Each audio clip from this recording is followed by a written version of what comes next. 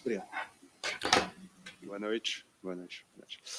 Galera, iniciou aqui a entrevista do Charlão. Charlão da Massa. Na verdade, foi muito. Vamos ver que ele fala. Vai falar francês, vai falar português. Vamos lá. O resultado vitorioso que a gente conseguiu hoje foi consequência de uma. A torcida tá falando que ele foi melhor que o Ceni. Desenhada durante a semana do nosso treinador, de treinos que foram feitos.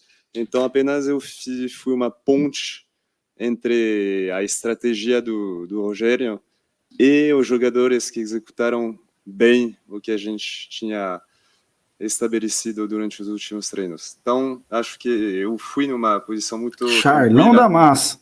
Os jogadores foram numa situação muito tranquila porque estava tudo bem desenhado e conseguimos executar o que tinha sido decidido em relação à estratégia de jogo.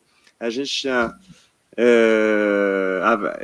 estudado o fato que eles jogavam tinha uma variação tática, eles jogavam um 4-2-4 plano, ou tinham jogado na primeira rodada do Brasileirão contra o Fluminense com o Losango no meio. E acabaram jogando hoje novamente com o Losango, e tínhamos treinado ontem essa possibilidade, então os jogadores já estavam bem preparados com relação a isso. E a gente, o Losango é um sistema que é muito interessante, mas sem a bola, ele oferece, quando ele não é muito trabalhado, não é muito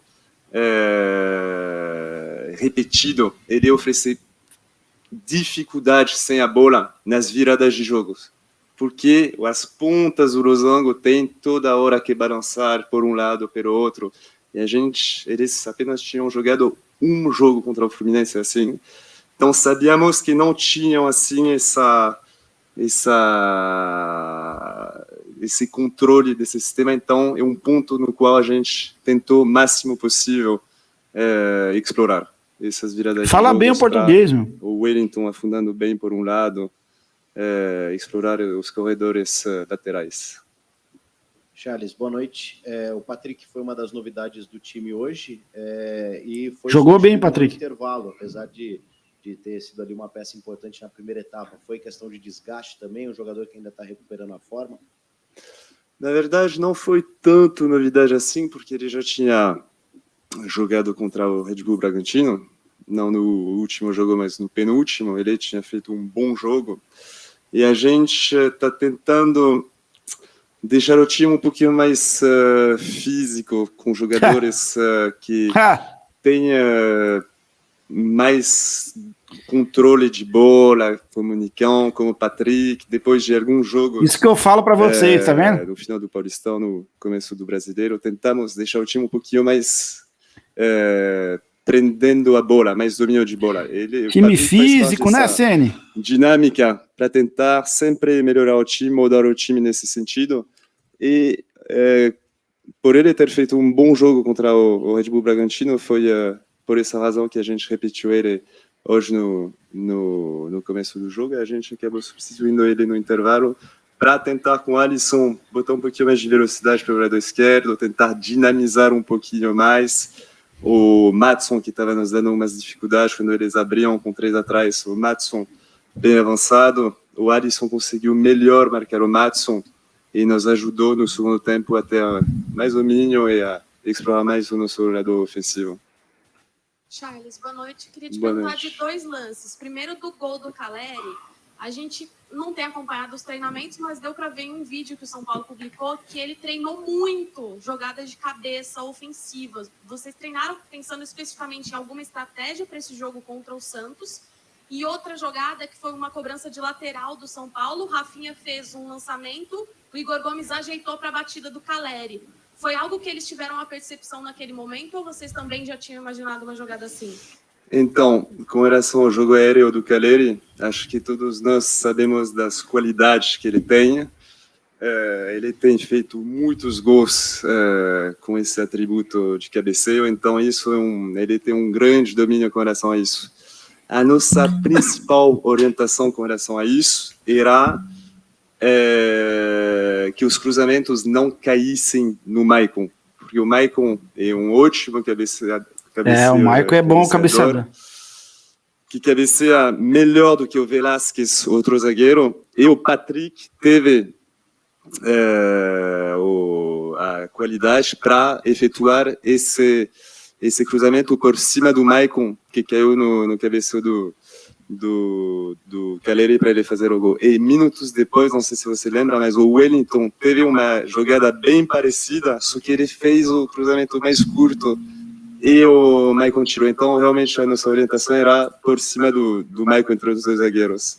E com relação aos arremessos laterais, de fato, uma ferramenta que a gente treina bastante. Inclusive, a gente teve recurso a um profissional europeu especializado com arremessos laterais. A gente treina várias situações de arremesso lateral, no primeiro, segundo, terceiro altura de campo. E essa específica que você falou, não tínhamos treinado essa específica, mas faz parte de um contexto de várias movimentações que são treinadas assim. Boa noite, Charles. O que eu queria saber é como foram as conversas com o Rogério Ceni durante a semana, porque já era previsto que ele não estaria hoje à beira do campo, né? Ele te deu total autonomia? Ou ele procurou... Galera falando pro Rogério não voltar, deixar o Charlão. Quais eram as peças que você deveria substituir? Enfim, como que foi essa combinação entre você e o Rogério para se preparar para esse jogo? Galera, foi o Rogério que treinou hoje, equipe, né? As informações o Rogério tá passando por escuta. Então, na verdade, com o Rogério... Esse Charles não sabe nem o que ele tá fazendo lá. De 5 anos que a gente trabalha juntos todos os dias. Umas 8, 10 horas por dia. Durante 5 anos. Então, chega numa hora na qual você, quando passa tanto tempo com uma pessoa, não precisa muito mais explicar todas as coisas, orientar todas as coisas. Não vou usar a palavra telepatia, mas confesso que não tem como... Não vou dizer que a gente não pensa da mesma maneira, graças a Deus, porque não pensando da mesma maneira a gente é mais forte, mais melhor. Porém, todas essas coisas de substituições, a gente conversou tantas vezes. Obviamente, cada jogo é único e apresenta situações específicas, porém, essas coisas não... Já foi tudo planejado antes do jogo, todas as ganhando, perdendo, um expulso, nosso, um expulso. Já tínhamos traçado, planejado tudo, então, com relação a isso, a gente estava bem preparado e não precisamos conversar. Charles, desde o início do ano, na rádio a gente tem feito um levantamento de todas as origens dos gols dos principais times aqui do país. E o São Paulo, pela bola aérea, são números assim, impressionantes. Quase metade dos gols do ano saíram de jogadas aéreas. Depois que o Calleri chegou, né? Acabou. Porque na época do Pablo, meu amigo... Mas uma jogada criada com a bola aérea. Metade desses gols foram com a defesa adversária postada, ou seja, o São Paulo tinha a posse de bola e mesmo assim conseguiu fazer o gol por jogadas aéreas. E no Brasileirão isso é muito claro porque, se não me engano, dos 8 gols, 7 tiveram origem de uma bola aérea. Hoje, dá para falar que o São Paulo é um time que tem, nesse tipo de jogada, a sua principal força? Bom, primeiro temos o Calleri, que é um ótimo cabeceador, e isso ajuda bastante. Temos bons cruzadores que também ajudam nesse quesito. Na sua pergunta, você fala dos gols de bola aérea com bola rolando e de bola parada. Bola parada é um aspecto no qual a gente dá muita importância. Eu falei de uma ajuda de um europeu para arremesso lateral, mas também a gente recebeu uma ajuda de outro europeu sobre bola parada também. Então, passamos bastante tempo dando importância a isso, treinando todos os dias, dando muito enfoque sobre isso, e porque hoje em dia um fato, uma realidade que a bola parada se tornou extremamente importante. Então, sim, é realmente um elemento muito importante para nós. Porém, tentamos, apesar dela, de fato, ser importante, tentamos ter mais variedade, tentamos, com jogadores como Éder, como Nicão, como eu já falei, ter mais tabelas, ter um time mais técnico pelo meio para tentar puxadas com Igor Gomes, com Nestor, bolas para trás, cruzadas no chão para chutar no rebote, como pode ter sido o gol do Alisson, o segundo contra o Corinthians, no 2-1 aqui no Morumbi. Então, tentamos sempre procurar diversificar as maneiras de fazer o gol para ser um time sempre menos previsível possível e ter mais atributos a nosso favor. Boa noite, Charles. Eu queria saber especificamente do Diego Costa, né? Um jogador que evoluiu demais, tem jogado muito bem. Hoje teve uma parte simbólica ali do jogo, né? Que é um carrinho que ele dá, ele consegue um desarme depois de um erro do Igor Gomes.